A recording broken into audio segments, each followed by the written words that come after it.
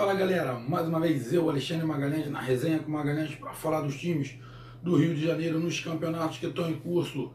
Então vamos falar do Cariocão 2018 que finalmente está chegando ao final. Finalmente por quê? Na boa galera, Campeonato Carioca, como o próprio Autuori falou, que é dirigente lá de futebol, é o supervisor técnico, coordenador técnico do Fluminense, falou: Campeonato Carioca não é parâmetro para nada. O Campeonato Carioca não é parâmetro para nada. Não é para dizer se o time está bom, se o time está ruim. O Campeonato Carioca não é parâmetro para o Campeonato Brasileiro, não é parâmetro para a Copa do Brasil, não é parâmetro para a Sul-Americana, não é parâmetro para a Libertadores. O Campeonato Carioca não é parâmetro para nada. Na verdade, o Campeonato Carioca é para colocar os jogadores para rodar, para ver quem é que pode ficar no elenco, quem é que pode sair, pode até derrubar um técnico ou outro. Agora, vai dizer, foi bem no Campeonato Carioca, vai bem no Campeonato Brasileiro, não tem nada a ver. O Campeonato Carioca é muito fraco, muito fraco. Fraco tecnicamente, fraco de renda, fraco de tabela, fraco de regulamento, ou seja, o Campeonato Carioca está deixando o Campeonato Carioca um horror. Conseguiram fazer o Campeonato Carioca ficar um horror. A renda é uma das piores que o Campeonato Carioca já teve. Tecnicamente também muito, muito, muito fraco. Então, o Autuori, e eu já vinha falando isso também, o Campeonato Carioca não é parâmetro para nada. Ah, o Flamengo ganhou o primeiro turno. E daí? Ah, o Fluminense ganhou o segundo turno. E daí? Ah, o Botafogo perdeu de 3-0 para o Fluminense. E daí? Ah, o Vasco foi eliminado pelo Botafogo. E daí? Na boa, não é parâmetro para nada. Vão pensar, você não gosta do Campeonato Carioca. Não, eu gosto. Mas do jeito que tá, eu não gosto porque não é parâmetro para nada. Os 4 times do Rio vão entrar no Campeonato Brasileiro cego, sem saber se tá bom ou se tá ruim. O Vasco e o Flamengo ainda tem um pouquinho de parâmetro porque eles estão disputando a Libertadores, que é um nível um pouquinho acima. Agora Botafogo e Fluminense, que foram eliminados da Copa do Brasil, ou seja, só para você ter ideia, Botafogo e Fluminense foram eliminados da Copa do Brasil e fizeram a final do Carioca. Os dois times que estão na Libertadores, Vasco e Flamengo, não chegaram à final. Ou seja, tem como ser parâmetro? Não tem como ser parâmetro para nada. Então vamos lá, esse Campeonato Carioca está chegando ao final. Estamos nas semifinais. Agora, de um lado, Flamengo e Botafogo que jogam na quarta-feira e do outro lado, Fluminense e Vasco que jogam na quinta. O Flamengo tem a vantagem do empate, porque foi campeão do turno, e o Fluminense tem a vantagem do empate, que foi o campeão do retorno. Então vamos falar agora da outra semifinal. Vamos falar da semifinal de quinta-feira. Vamos falar da semifinal de Fluminense e Vasco. Mas vamos fazer separado. Vamos fazer de um time e depois a gente faz do outro. Então, nesse momento, eu vou falar do time que vai jogar pelo empate, que o empate o favorece. Então vamos lá. Vamos falar do Tricolor, vamos falar do Flusão, galera. Vamos ser breve, mas toca o hino do Fluminense aí que eu quero escutar. Show, muito show. Vamos lá. Fluminense comemorou o título até meia-noite, ganhou de 3-0 do Botafogo, ganhou bem. Não foi um chocolate igual alguns falaram aí, entraram no canal, falou que o Botafogo deu sorte. Pô, na boa, quem deu sorte foi o Fluminense. Vai falar, o Fluminense ganhou de 3-0 deu sorte? Deu. Porque no primeiro tempo o Fluminense só fez o gol. Porque depois só deu o Botafogo. O Fluminense, mesmo jogando atrás, o Botafogo conseguiu a oportunidade. E se o Marcos Vinícius não tivesse perdido os gols que perdeu, o Botafogo poderia ter sido o primeiro tempo ganhando do Fluminense. Então, não foi um chocolate. Depois é lógico. Fez 1-0. O Botafogo não conseguiu empatar. Aí, os 11 minutos, o Botafogo teve que ir para frente. Acabou tomando o segundo gol no contra-ataque. Porque o próprio Abel disse que jogou a bola para o Botafogo e ficou no contra-ataque. O próprio treinador falou isso. Aí o terceiro gol, o Botafogo já estava todo desesperado na frente e acabou tomando o terceiro. Mas não foi chocolate. O Fluminense foi muito feliz no esquema que ele colocou e acabou ganhando. E qual é o esquema que o Abel vai para o jogo contra o Vasco? O Abel não vai mudar. Vai com os mesmos jogadores, se ele puder. O problema é que se sair 2 peças desse esquema do Fluminense, vai complicar o Abel. E eu estou falando isso por quê? Porque já está quase que decidido que o Vasco da Gama vai jogar com 3 zagueiros também. E o único time que realmente causou um problema para esse esquema do Fluminense aqui no Rio, com os 3 zagueiros, foi justamente o Vasco quando jogou contra o Fluminense com 3 zagueiros. O Vasco complicou muito e poderia até ter ganho o jogo, porque o Fluminense não conseguiu sair da armadilha do esquema que ele tem. Porque o Vasco jogou bem com 3 zagueiros. E o Vasco parece que vai com 3 zagueiros. O Vasco pode ter desfalque também. Mas parece que o Fluminense também pode. Ainda vão ter que se recuperar, ainda tem quarta-feira, tanto os desfalques do Vasco quanto os desfalques do Fluminense, para recuperar. Os desfalques do Fluminense pode ser o Sornoso e o Marco Júnior. Se o Marco Júnior não puder jogar, ele pode entrar com o Robinho, que eu não colocava, que vai mal. E tem o garoto Pablo Diego, que está entrando muito bem. Então pode colocar o Pablo Diego ali na função do Marcos Vinícius, do Marco Júnior. Ele faz a função diferente, ele é um cara para ir mais à linha de fundo. Ele não é aquele cara que entra muito na área, ele gosta de jogar com espaço, com velocidade. É por isso que o Abel só coloca ele no segundo tempo, quando os outros jogadores já estão cansados, que ele tem muita velocidade. Ele jogar, entrar no início do jogo com todo mundo ainda com preparação em dia e com pouco espaço, não sei se o Pablo vai render. Porém, o Robinho não está rendendo nada. Então ele tem que ali fazer alguma coisa. Então ele coloca, de repente, o Pablo Diego ali, o Matheus Alessandro, ele bota alguém. O problema vai ser se o Sornosa não puder jogar. Se o Sornosa não puder jogar, não tem ninguém, absolutamente ninguém, para entrar no lugar do Sornosa. Vai colocar quem? Não tem. Ele colocou ali o tal do Luquinhas. Esse Luquinhas jogou, acho que uma partida ou duas, teve chance lá, mas não jogou absolutamente nada. Ou ele tem que recuar alguém, ou mudar o esquema, ou fazer improvisação. Se não puder jogar o Sornosa e o Marco Júnior tem até opção ali na frente, como eu já falei. Mas pro lugar do Sornosa, ele tem uma outra opção. O que eu faria? Se o Sornosa não puder jogar, o que eu faço?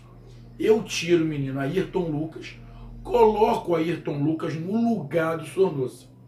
Faço a parte de trás com o Renato Chaves, o Gum e o Ibanes. Do lado esquerdo eu coloco o Marlon, que joga muito bem o reserva, boto o Marlon. Do lado direito, o Gilberto. Ali no meio, o Richard, né? Coloco o Richard ali, que é ele que faz a marcação. O Jadson e o Ayrton ali pelo meio. Na frente, se o Marco Júnior não puder jogar, coloca o Robinho, o Matheus Alessandro ou o Pablo Diego e o Pedro ali na frente. Fazendo assim, colocando o Marlon do lado esquerdo, o Ayrton no lugar do Sornosa, não precisa mudar o esquema. A não ser que ele coloque de repente um outro volante ali, coloque o Ayrton. Coloca o Ayrton, o que veio do Botafogo, o Ayrton e o Richard, para dar mais uma consistência, porque o empate é do Fluminense, e coloca o Jadson para fazer a função do Sornosa. Também pode ser botar os 3 volantes ali para segurar bem o meio e liberar bem as laterais. Essa é uma opção que o Abel tem, para não mudar o esquema. Porque se o Abel mudar o esquema agora, vai complicar. Vai complicar porque provavelmente o Vasco vai vir no 3-5-2. Então vai complicar. Então o Abel, eu acredito que o Abel não vai mudar. Ele pode mudar as peças se precisar, se tiver algum problema. Ele ainda tem o Douglas que pode entrar naquele campo. Ele pode botar o Richard e o Douglas e o Jadson mais na frente, sem precisar improvisar ninguém ali no meio. Porque o Jadson está chegando, o Jadson não tem a mesma função do Sornosa, mas ele está começando a crescer, de repente coloca ele ali, ou faz realmente um meio campo pegador ali, já que o Vasco provavelmente vem com 3 zagueiros, ele coloca um meio campo pegador e libera de vez os 2 alas, tanto o Ayrton por um lado, quanto o Gilberto por outro.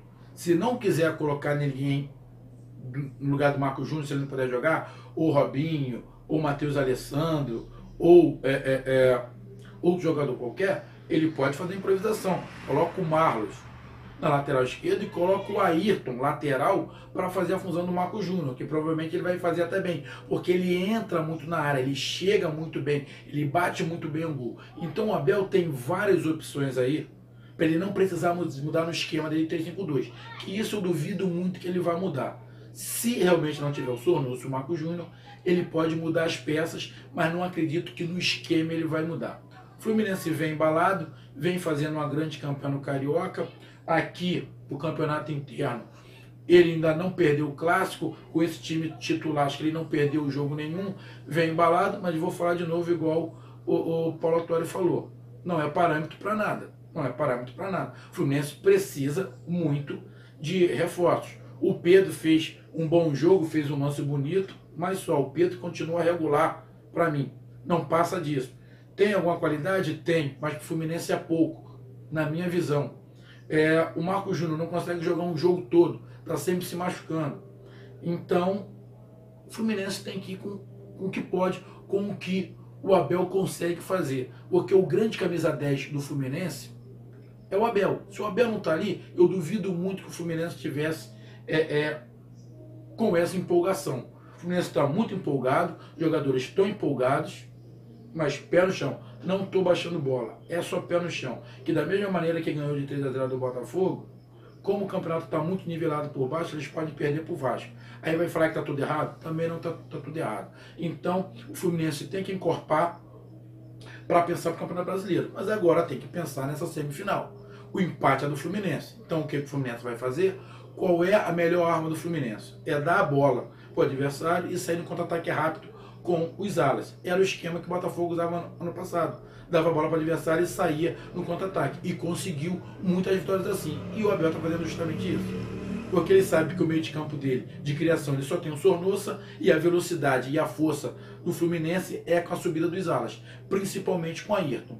Provavelmente ele precisando do empate, ele não vai ficar todo atrás. Mas o Abel já falou, o empate é meu, eu dou a bola para o adversário. Ele fez isso com o Flamengo, ele fez isso com o Botafogo, falou que fez isso. Contra o Flamengo, algum falou que não, mas depois o Abel confirmou que fez isso, deu a bola para o Flamengo passando no contra-ataque. O Abel falou que com o Botafogo, ele deu a bola para o Botafogo e saiu no contra-ataque. Ou seja, esse é o esquema do Fluminense. Dá a bola para o adversário e sai no contra-ataque. O que o adversário tem que fazer para tentar controlar isso? Dá a bola para o Fluminense também. Só que o Fluminense precisa do empate. Então o Vasco provavelmente vai querer atacar, não vai ficar no contra-ataque. Então o Vasco vai querer ir para cima. E se o Vasco vier com 3-5-2, vai complicar o Fluminense. Porque no 3-5-2, o Vasco vai jogar 2 jogadores abertos também em cima dos alas.